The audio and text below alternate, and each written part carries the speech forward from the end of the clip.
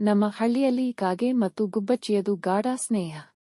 ಕಾಗೆ ಕಪ್ಪಾಗಿದ್ರು, ಗುಬ್ಬಚ್ಚಿ ಬಿಳಿಯಾಗಿದ್ರು, ಇಬ್ಬರೂ ಎಷ್ಟೋ ವರ್ಷಗಳಿಂದ ಒಟ್ಟಿಗೆ ಇರುವವರು.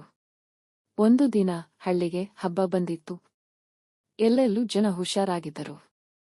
ಗುಬ್ಬಚ್ಚಿ ಹೇಳಿತು, ನಾನು ಹೊಸ ಚೀರ ತೊಟ್ಟು ಬರ್ತೀನಿ, ನೀನು ಏನು ಹಾಕ್ತೀಯಾ? ಕಾಗೆ ಅಳಲು ಹಿಡಿತು, ನನಗೇನು ಬಟ್ಟೆ ತೊಡುವ ಬಾಧೆ, ನನ್ನ ಹೊಳಪು ಇಲ್ಲದ ಮುದ್ದು ಕಪ್ಪು ಮೈ ತೋರಿಸುತ್ತೀನಿ. ಗುಬ್ಬಚ್ಚಿ ಕಾಗೆಗೆ ಧೈರ್ಯ ಹೇಳಿತು, ಮೈ ಬಣ್ಣ ನೋಡಿ ಯಾರನ್ನೂ ಅಂದಾಜು ಮಾಡೋದು ತಪ್ಪು. ನೀನು ಚಿಕ್ಕ ಸಮಯದಲ್ಲಿ ದೊಡ್ಡ ಜ್ಞಾನಿ. ಕಾಗೆ ಚಿಂತನೆ ಮಾಡಿತು. ನಾನು ಕಪ್ಪಾಗಿದ್ದೀನಿ ಅಂತ ಹೆಮ್ಮೆ ಪಡ್ತೀನಿ ಅಂದಿತು. ಆ ದಿನದಿಂದ ಕಾಗೆ ಮತ್ತು ಗುಬ್ಬಚ್ಚಿ ಜಾತಿ, ಬಣ್ಣ, ಅಂತರ ಎಲ್ಲವನ್ನೂ ಮರೆತು ಸ್ನೇಹವನ್ನು ಬಲಪಡಿಸಿಕೊಂಡರು.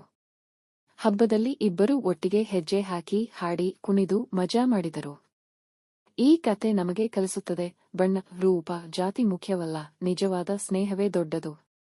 ಪಾಠ: ಸ್ನೇಹದಲ್ಲಿ ಬಣ್ಣ, ಜಾತಿ, ರೂಪ ಇರೋದು ಅಸಡ್ಡೆ. ನಿಜವಾದ ಸ್ನೇಹವೇ ಶ್ರೇಷ್ಠ.